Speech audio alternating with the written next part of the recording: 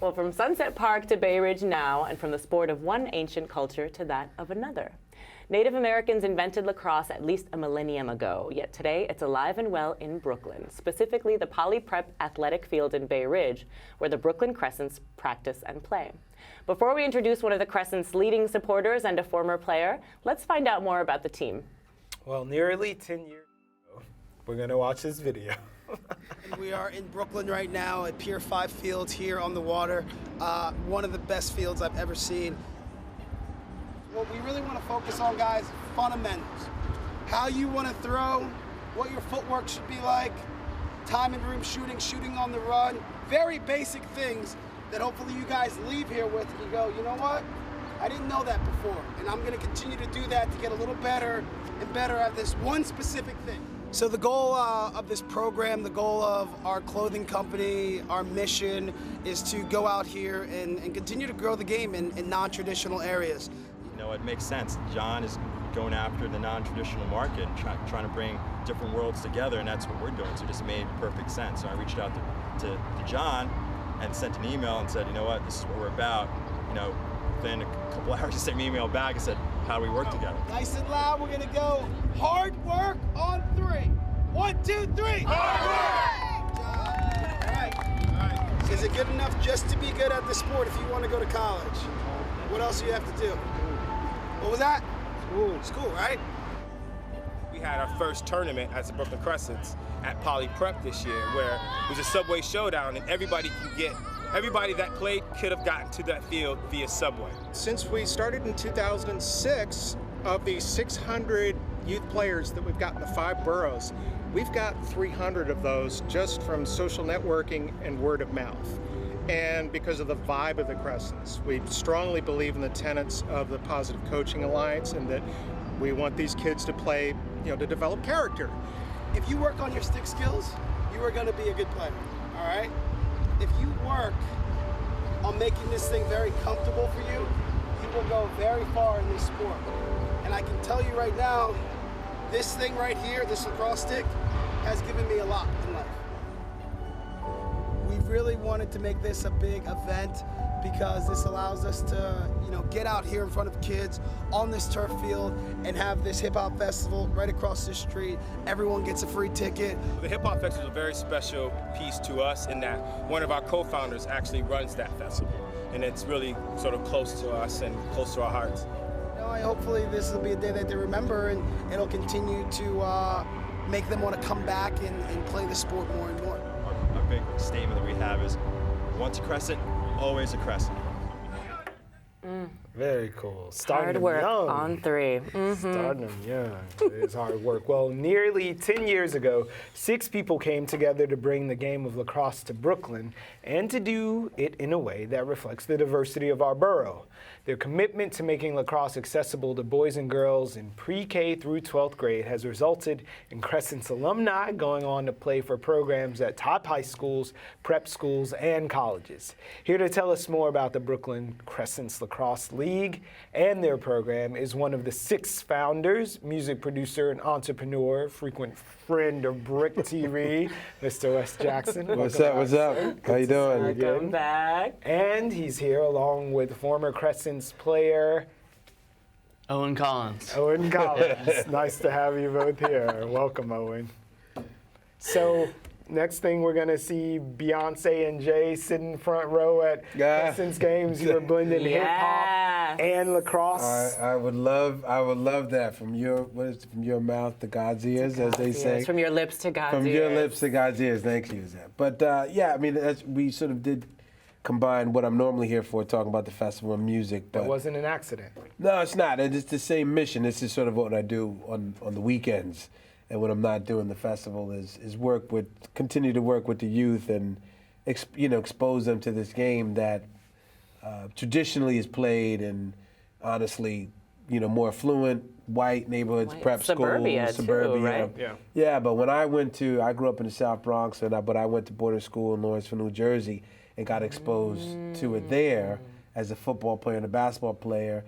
And some of the one of my partners in the festival is a guy named Robin Ottaway, who owns the Brooklyn Brewery, but we met playing lacrosse at Lawrenceville. All those years ago. 25 years ago. So now I think about that.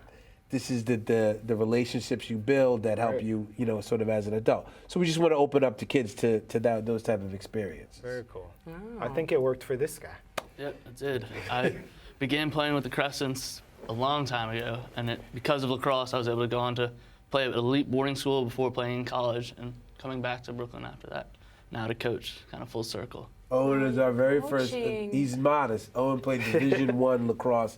He's the first Crescent to play at the highest level. He's not just playing. Yeah. He was playing against Duke and some of the best players out there. It's a big deal. Yeah, he's a big deal. He's modest, though. That's amazing. He's a great player. What does the program look like? How did it start, and what's the evolution been like over the past few years? Well, to be honest, it all started with a man named Kevin Graham, and it actually started with Owen when Owen was really a little guy. What, 6th grade, 5th grade? Yeah, 6th grade, 5th grade, and even before then. Kevin Graham, it was originally the Brooklyn Admirals, which were more inner city youth, like very urban, kind of not well-to-do kids who might not have had other outlets, and it was to kind of give them an outlet to do something else with their time and be more productive with their time. Yeah, and then so the Admirals and Mr. Graham, when he passed away, the 6 founders, we were some of his boys and girls coaches. So we decided to pick up the mantle and not reorganize it and start the Crescents with his inspiration. So it was myself, Kasim Howe, you saw in there, Susan Murray, Jessica O'Brien, LaQuentis Thomas, and Daniel Sheff, who was also in the video. And we started with 30 kids when Owen was one of them, boys and girls, all ages. And now we're at about 450 kids from kindergarten all the way to high school. Boys, girls. We're in Poly Prep. We're at McLaughlin Park. We're at Brooklyn Bridge Park. We're sort of all over the place. James Madison High School. And it looks like from the package, it looks like Brooklyn. The kids there look like the kids you see going to school on the subway. Yeah.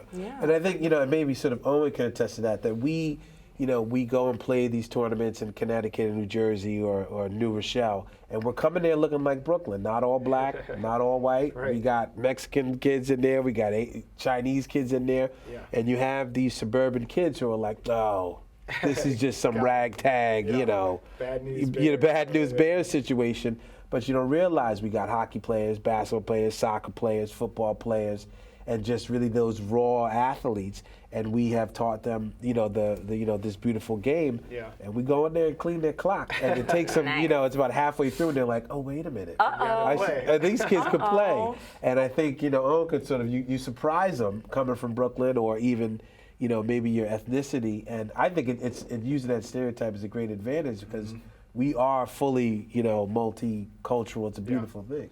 Yeah, and even with the Admirals originally, we used to not have all the equipment and the stuff. We looked real ragtag, so teams definitely thought like, oh, we're gonna take advantage of these kids. But now the Crescents are organized, but still have the diversity, so they're not sure what to expect, and then surprised when this team's pretty competitive and winning a lot of games. And the boys, I have to say that, Owen is now back coaching the 7th, 8th graders.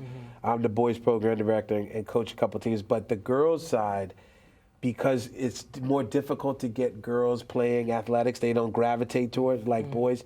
So we've been able to be successful, and we have probably the best girls program in sort of the tri-state area. How do you do that? How do you make sure that the team stays diverse and that you get enough girls? Where are you guys advertising? Are you going out, or how does it work? Well, we don't do as much advertising as we would like. It's a lot of social media. It's tremendous word of mouth.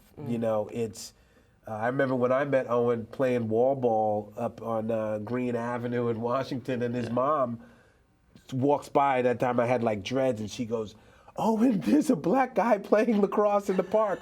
Go. And she went and got him. And then little guy just walks up and we're playing ball. So you just do it, and people are like, what is that? What is going Recognize on? Your tribe. They recognize it. But, we our parents, including, Liam's parents, Shirley and Liam, they've helped spread the word.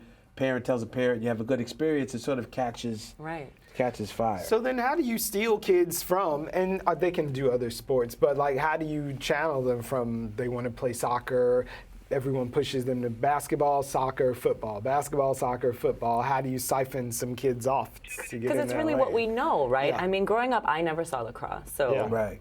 Well, that's a part of the appeal. It's because those sports, unless you're going professional, it's really hard to saturated. improve, and it's so much more competition. Yeah, the market's saturated, but lacrosse is like kind of new. The schools are growing, even at the Division I level. There's 5 new schools I think in the past 2 years have opened up. So it's the fastest growing sport in the country. So that's a huge appeal, and it's like less competitive, not as physical as football. I know there's been like a lot of deaths in high schools recently. Like you don't see that in lacrosse. It's kind of like a combination of the physicality, but not as dangerous, and then a better market, a better opportunity to go on to play in college. And that's more absolutely. equity as well for women as well as men than some of the traditional sports like a basketball where everyone wants to play. This could get you into college. Right, as you know, as evidenced by Owen, he went to Macaulay and was it Nashville? No, not Nashville. Was it Nashville? In Chattanooga, Tennessee. And he got into that great boarding school. We went to play in the tournament, you know, and they see him and they work the magic, and then he goes on to Mercer. So, right, the path for success is very clear, laid out in front of you. Right. And what's happening, honestly, is these D1 schools, the D3 schools, they're realizing, like, wait a minute, all these black kids, all these black boys and girls, I've never even touched that market. I've never gone to Brooklyn to recruit. And then, oh my God, then I got this Italian kid who played hockey. Then I got this, Haitian kid who played soccer. I never touched those kids. Yeah. I'm staying in Princeton, getting this one sport. And then you get somebody like Owen who has this sort of natural ability and has played different sports and is more well-rounded. He's a better citizen, better student, better player, better teammate. And then you see it happening, like John Christmas, who played at UVA, my alma mater, came from Philadelphia. These inner city, they're getting on Syracuse, Duke, UVA, and dominating. So we have an untapped market. Right, and they're coming to you. I mean, you're getting on the radar. Right, we're the ones out there beating the bushes and getting them out, and to the point. I have a little one. You play like soccer, baseball. Yeah. You stand 90% of your time waiting to get in. We're like, no, you could play right now, and we can go to Yale and play this tournament right now. So we're developing them, and then we're getting kids to go to Poly Prep, and we're sort of the feeder to all of this, a lot of the programs around. So it's wonderful. What's in the future? Expanding, growing, always, or are you happy with this number? Well, we're happy.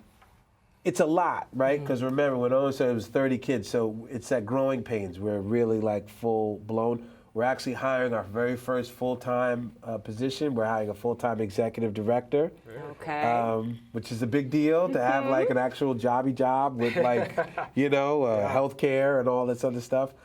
So because we need to move to the next level, we want to expand. We want to increase the performance. We're trying to create an elite travel team that can, for the kids who have the increased talent and put them on the track, like Owen, and get bigger and better. I want more kids like this one right here. Excellent. That's my plan. Well, he's a coach now. He'll be spotting some diamonds in the rough. Thank you for both coming. Yeah. Jim Brown would be proud. Jim Brown would be proud. Yes, Jim Brown, almost a better lacrosse player than football player. That's what I heard. Yeah, absolutely. And he liked it more. Yeah, right. All right, you guys have to come back. Bring some kids next time. We'll net it up with them. We do, yeah. It's like they're all in school right now, I know. so we gotta wait. Only bums like us can come in the middle of the day. Well, we appreciate it. Yeah, no problem. Thank you, guys.